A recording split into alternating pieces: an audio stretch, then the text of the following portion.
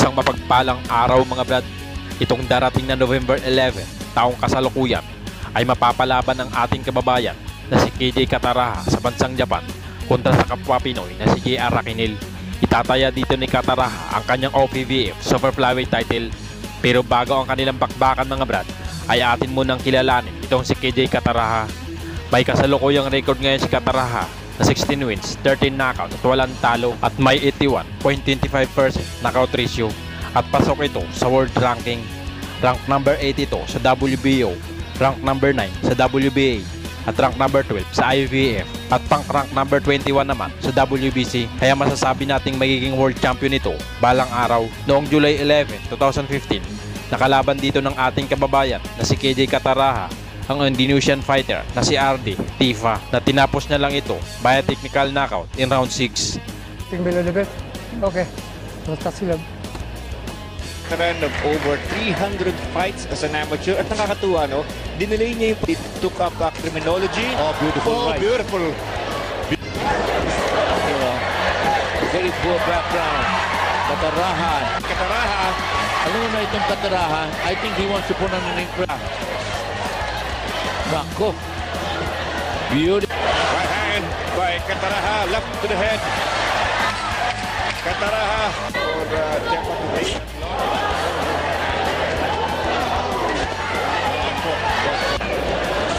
Go right to the body. Still fighting though.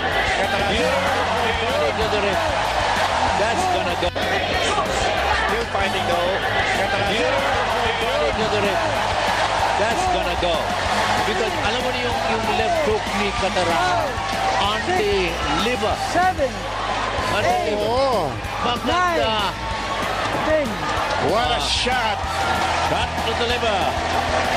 On the liver. 7, On the liver. Oh, Maganda. 10. what a shot. At noong May 2016 naman ay nakalaban niya dito ang Thai fighter na si Chachai or Bihamas, at tinapos niya rin ito via technical knockout in round 4. Okay, clubs. Pakatutukan nyo si KJ Kataraha, the fighter on the left. KJ, look at the way he delivers his blows. Look at his stance, confidence. Pajamas, who appears to be fresh from his pajamas. Oh boy, the Thai is in big trouble. Chai Liang Hansa Beautiful left hook. He's hurt. holding on. Maganda yan. Will he survive this first round? No, I don't think. Medyo may kataasan, ano? So every time you hit him, the midsection. Looping overhand right mula kay KJ. Nahuli niya kasi bumira siya ng kaliwa sa bodega. Bumaba ang depensa. Overhand right. He got in there. Let's see if KJ mula kay KJ. Nahuli niya kasi bumira siya ng kaliwa sa bodega. Bumaba ang depensa. Overhand right. He got in there. Let's see if KJ can finish the job. Same right. He got in there. Let's see if KJ can. It appears he's going to survive the round again. Yeah. Oh man. Oh, but they should give him a serious look. And he goes down. He goes down. And I think it's over. Yeah. The doctor. Oh. At noong June 2021 naman, para sa paghahanda ni Naoya Inoue kontra sa isa pa nating kababayan na si Hot Spicy Michael Dasmariñas, ay ginawa itong sparring partner ni Naoya Inoue itong si KJ Kataraha para tulungan talunin itong si Michael Dasmariñas. Pero sa kanilang sparring mga brad, ay pinadugo ni KJ Kataraha itong ilong ni Naoya Inoue. At makikita pa natin sa video ay may pagkakataon ding nabubugbog din itong si Naoya Inoue. Kaya naman nagsisisi ang mga Hapon kung bakit napili pa itong kababayan natin, si KJ Kataraha.